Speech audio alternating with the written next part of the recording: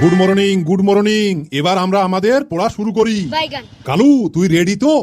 Yes sir, yes sir, আমি সব সময়ের জন্য রেডি থাকি। এবার আপনি আমাকে প্রশ্ন ধরুন। বেশ বেশ, পৃথিবীর মধ্যে সব থেকে সুখী একজন ব্যক্তির নাম বল। স্যার, পুরো পৃথিবীটা যদি সিআইডি দিয়ে তদন্ত করা যায়, তবুও একজন সুখী ব্যক্তি খুঁজে পাওয়া অসম্ভব। কেন? স্যার শুনেন, যার ওঢেল টাকা আছে তারাও দুঃখী, যারা পুরো একটা দেশ চালাচ্ছে তারাও দুঃখী, যারা এখনো সিঙ্গেল তারাও দুঃখী, যারা রানিং প্রেম করছে সেও দুঃখী, যে বিয়ে করেছে সে তো আরো দুঃখী। তাহলে এই পৃথিবীতে সুখী আছেটাকে আপনি? ম্যাডাম তো আপনাকে ধোকা দিয়ে অন্য একটা ছেলের সঙ্গে পালিয়ে গেছে। তাহারে কালু, আমি শুনলাম তুই নাকি বাথরুমে ঢুকলেই গান করিস। হ্যাঁ স্যার, ঠিকই শুনেছেন। শুধু আমি না, আমার মা, বাবা, ভাই, বোন, এমনকি দাদু, দিদা সবাই বাথরুমে ঢুকলেই গান গায়। বলিস কি রে, তোরা তো দেখছি গানের ভক্ত। তাহলে তোরা তো সবাই একদিন গায়ক হবি। দূর স্যার, ওসব গায়ক টায়ক কিছুই না। আসলে আমাদের বাথরুমের ছিটকিনিটা নষ্ট হয়ে গেছে তো তাই। তোরা একটা জিনিস লক্ষ্য করে দেখেছিস? আমাদের ভারতবর্ষে যেই জিনিসটা নিষিদ্ধ সেটাই পাবলিক লুকিয়ে লুকিয়ে বেশি করছে। একদম ঠিক বলেছেন স্যার। স্যার, আমার মতে ভারত সরকারের উচিত পড়াশোনা নিষিদ্ধ করে দেওয়া। আমি 100% শিওর সবাই তখন বাইরে গিয়ে ঝোপে ঝাড়ে লুকিয়ে লুকিয়ে শুধু পড়াশোনা করবে। আচ্ছা, এবার বলতো ভালোবাসার ওজন কত? স্যার, ভালোবাসা হলো দুটি মনের মধুর মিলন। আর আমরা সবাই জানি 1 মন সমান সমান 40 কেজি। তাহলে 2 গুণন 40 সমান সমান 80 কেজি। তাহলে নিঃসন্দেহে বলা যায় 2 মনের ওজন 80 কেজি। শোন কালু, আজকাল মানুষকে একটু চিন্তা ভাবনা করে বিশ্বাস করবি, কারণ সময়ের সাথে সাথে মানুষ পাল্টে যাচ্ছে। স্যার, আমি আপনার কথা বিশ্বাস করি না। আপনার মতো অনেকেই বলে মানুষ নাকি সময়ের সাথে সাথে পাল্টে যায়। কই, আমি তো পাল্টাইনি। গত বছরও আমি গরিব ছিলাম, আর এই বছরও আমি গরিবই আছি। লোকের যত সব ঢঙ্গের কথা। আচ্ছা কালু, শুনলাম তোর বৌদি নাকি মারা গেল। হ্যাঁ স্যার, বৌদি মারা যাওয়ায় দাদাকে ছেড়ে আমাদের বাড়িতে সবাই দুঃখী। সে কি রে, কেন? তোর দাদা আবার দুঃখ করছে না কেন? স্যার, সেই অনেকদিন আগের ঘটনা। বৌদি একবার কোমায় ছিলেন, কিন্তু ডাক্তার ভুল করে মৃত ঘোষণা করে দিয়েছিল। তারপর গ্রামের লোকজন সবাই মিলে সব যাত্রা যাওয়ার সময় লাইট পোস্টে ধাক্কা লেগে বৌদির বডিটা নিচে পড়ে যায়, আর বৌদির সঙ্গে সঙ্গে জ্ঞান ফিরে আসে। এরপর তাড়াহুড়ো করে বাড়িতে নিয়ে এসে ডাক্তার ডেকে আনার পর বৌদি একেবারে পুরোপুরি সুস্থ হয়ে যায়। কয়েক বছর ভালোই ছিল, কিন্তু গতকাল রাত্রে বৌদি স্ট্রোক হয়ে মারা যান। আবার বৌদির সব যাত্রায় নিয়ে যাওয়ার সময় সবাই মিলে বল হরি হরি বল বলতে বলতে যাচ্ছি। এদিকে দাদা সবার আগে হাঁটছে আর বলছে, সামনে পোস্ট সাবধানে চলো, সামনে পোস্ট সাবধানে চলো। বাবা হাবলু, এবার তুই দাঁড়াতো। Yes sir. আচ্ছা, বর্তমান সময় নিয়ে একটা কবিতা বলতো। স্যার, তাহলে আমি আমার নিজের লেখা কবিতাটি বলি। তাই নাকি? তুইও আবার কবিতা লিখিস? তা বলতো শুনি। স্যার, কবিতার নাম মানুষের মিথ্যা অভিনয়। একজন আরেকজনের ভালো কেউ চায় না, খুঁজে শুধু গন্ধ। সুযোগ পেলেই শুরু করেন তার নামে মন্দ। এই যুগের হাওয়া ভীষণ খারাপ, সত্য গেছে ভুলে। মানুষ এখন খারাপ রাস্তায় ইচ্ছে করেই চলে। সবার চোখে পড়ে মিথ্যা ছায়া বিশ্ব জুড়ে ভাই। টাকার লোভে পড়ে মানুষ করে খাই। বলার সময় মুখে হাসি, মনে হিংসার ছায়া। বাইরে থেকে দেখায় রে ভাই মানুষ শুধু ছায়া। যে খেয়েছে ধোকা রে ভাই এই দুনিয়ার মাঝে, তার কি আর সাধু বেশে এই দুনিয়ায় সাজে। পরের টাকার গন্ধ পেলেই কেউ থাকে না দুঃখে, তখন চোখ খুলেই স্বপ্ন দেখে জীবন কাটাবো সুখে। আগে ছিল ভাতের অভাব, টাকার অভাব নাই, আর এখন হয়েছে টাকার অভাব, ভাতের অভাব নাই। বাবা হাবলু, তোমার কবিতা শুনে আমার হৃদয় একেবারে জুড়িয়ে গেল। তুই বসে যা বাবা। পেচি, এবার তুই দাঁড়া। Yes sir. আচ্ছা, তুই ধরে নে একটা বেল আমাদের 6 জনের মধ্যে সমান ভাগে ভাগ করে দিতে হবে। তাহলে তুই কিভাবে ভাগ করে দিবি? এটা তো খুব সোজা স্যার। প্রথমে বেলটাকে ফাটিয়ে শরবত করে 6টা গ্লাসে সমান ভাগে ভাগ করে দেব। তুই তাহলে শরবত করে ভাগ করে দিবি? তাছাড়া কি করব স্যার? সরাসরি বেলটাকে 6 জনের মধ্যে ভাগ করতে গিয়ে যদি আপনার ভাগে একটু কম পড়ে, আপনি কি আমাকে ছেড়ে দেবেন? ওই কালুও আমাকে মারবে, সেই মারটা কি আপনি খাবেন? ফেলু, এবার তুই দাঁড়াতো। Yes sir. তোদেরকে আমি সব সময় বলি লোকের উপকার করবি, সমাজে ভালো ভালো কাজ করবি, কিন্তু না, আমার কোনো কথাই তোরা শুনিস না। স্যার, কে বলেছে লোকের উপকার করি না? এই তো সেদিন সমাজের ভালো কিছু করব বলে আমি আর আমার টিম মিলে একটা গ্রামে গেলাম, যে মদ খেলে কি কি ক্ষতি হয় সেটা বোঝানোর জন্য।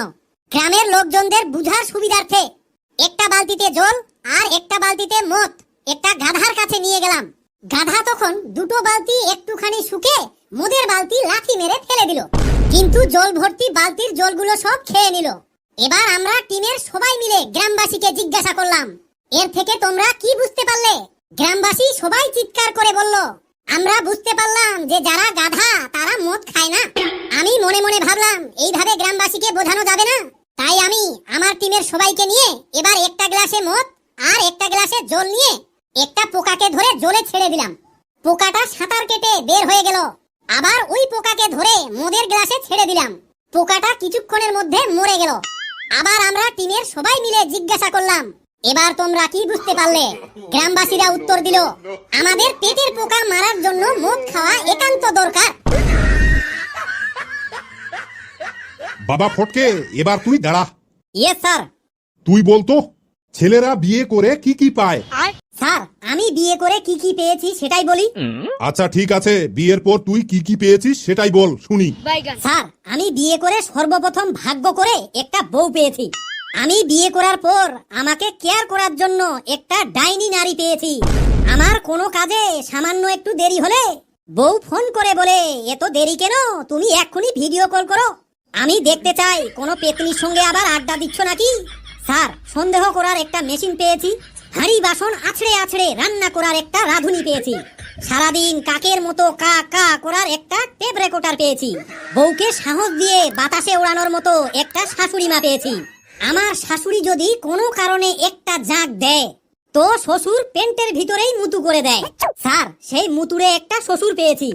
শালার আমার বাড়ি আমার ঘর, তবুও রাত 11টার পর আমাকেই প্রবেশ নিষেধ বলে হুমকি দেওয়ার বউ নামে দারোয়ান পেয়েছি। আমার মানিব্যাগ থেকে মাঝে মাঝেই টাকা চুরি হয়ে যায়। চোর আমার সামনেই ঘোরাঘুরি করে, কিন্তু বলার সাহস হারিয়ে ফেলেছি। স্যার, আমি তো বিয়ের পর জানতে পাচ্ছি আমার জন্মদাতা মা বাবা খারাপ, আমার ভাই বোন খারাপ, এমনকি আমিও খারাপ, আমার 14 গোষ্ঠী খারাপ। আমি পড়াশোনা করার পরও বউয়ের কাছ থেকে জানতে পাচ্ছি আমি একটা বলদ, মাথা মোটা, ছোট লোক। এখন দেখছি পৃথিবীতে যদি ভালো মানুষ থাকে তাহলে ওরা হলো আমার শ্বশুর শাশুড়ি আর শালা শালি। স্যার, আমি বিয়ে না করলে তো জানতেই পারতাম না ভালোকে আর খারাপকে। আমি তো বিয়ের আগে অন্ধ ছিলাম, এখন বিয়ে করার পর আমি স্পষ্ট দেখতে পাচ্ছি। ফটকে, তুই বিয়ে করার পর তোর তো দেখছি ভালোই অভিজ্ঞতা হয়েছে। তাহলে এবার বলতো, একজন নারীর বুদ্ধি বেশি নাকি একজন পুরুষের বুদ্ধি বেশি? স্যার, নিঃসন্দেহে একজন পুরুষের বুদ্ধি বেশি। আচ্ছা, মেয়েরাও তো মানুষ, তাহলে ওদের বুদ্ধি কম হলো কেন? স্যার, পৃথিবীতে মানুষ পাঠানোর আগে একদিন ঈশ্বর বুদ্ধি বিতরণ করবে বলে ঘোষণা করলেন। তারপর একদিন নারায়ণকে ঈশ্বর বললেন, হে নারায়ণ, তুমি মানুষকে বুদ্ধি দিয়ে পৃথিবীর বুকে পাঠিয়ে দাও। এবার নারায়ণ বুদ্ধি বিতরণ শুরু করলেন, কিন্তু সেদিন অদ্ভুত কাণ্ড। বুদ্ধি বিতরণের লাইনে শুধুমাত্র পুরুষের লাইন, একটা মহিলাও নেই। তারপর সব বুদ্ধি পুরুষরাই পেল। এবার নারায়ণ মহিলাদের খোঁজ নিয়ে জানতে পারলো মহিলারা সেদিন লাইনে দাঁড়াবে বলে বিউটি পার্লারে সাজগোজ করতে গিয়েছিল। সাজগোজ করতে অনেক দেরি করে ফেলায় তারা আস্তে আস্তে বুদ্ধি বিতরণের কাজ শেষ। এবার মহিলারা সেখানে এসে দেখলো একটা বিশাল বড় পোস্টার, আর সেই পোস্টারে লেখা আছে বুদ্ধি যা ছিল বিতরণ করে শেষ। পোস্টার দেখে মহিলারা চিৎকার চেঁচামেচি শুরু করলো। একজন আরেকজনকে বলতে লাগলো, ঈশ্বরের এ কেমন বিচার, আমরা কি তাহলে বুদ্ধি পাবো না? মহিলাদের চিৎকার চেঁচামেচি শুনে বিরক্ত হয়ে ব্রহ্মা বাইরে বেরিয়ে আসলেন। একজন মহিলা ব্রহ্মাকে দেখে হাসতে হাসতে বললেন, হে পিতামহ, এটা কেমন বিচার, আমরা কি তাহলে বুদ্ধিহীন থাকবো? এবার ব্রহ্মা বলল, না, তা কি করে হয়, তবে তোমাদের এই মিষ্টি হাসিতে পুরুষের বুদ্ধি কোনো কাজ করবে না। অন্য একজন মহিলা ভেঁ ভেঁ করে কাঁদতে কাঁদতে ব্রহ্মাকে বললেন, হে ব্রহ্মাদেব, আমি যে হাসতে জানি না, আমি চিরজীবন দুঃখী, শুধু ভেঁ ভেঁ করে কাঁদতে জানি, আমার কি কোনো উপায় হবে না? ব্রহ্মা বললেন, অবশ্যই, তোমাদের এই কান্নাতেও পুরুষের বুদ্ধি কোনো কাজ করবে না। এবার আরো একজন মহিলা রেগে চিৎকার করতে করতে বললেন, হে প্রভু, আমি তো হাসতেও পারি না, কাঁদতেও পারি না, শুধুমাত্র ঝগড়া ছাড়া আর কিছুই করতে পারি না, আমার কি হবে প্রভু? ব্রহ্মা বললেন, তথা আস্ত, তোমাদের ঝগড়া ঝাঁটিতে পুরুষের বুদ্ধি কোনো কাজ করবে না। বেরুপায় হয়ে সব মহিলা হাসি কান্না আর ঝগড়ার মাধ্যমে যে কোনো পুরুষকে কাবু করার বুদ্ধি লাভ করলেন। স্যার, তাই তো আজও আমাদের সমাজে সেই পরম্পরা চলেই আসছে। হাসি কান্না আর ঝগড়াঝাটি করে আমার মা বাবাকে কাবু করে রেখেছে। এখন আমার বউও হাসি কান্না আর ঝগড়াঝাটি করে আমার মতো বাবুকে কাবু করে রেখেছে। বাবা ফটকে, আজকের মনে তোদের ছুটি, আমি এখন আসলাম। ये क्या हुआ? तालाब में पानी आ गया।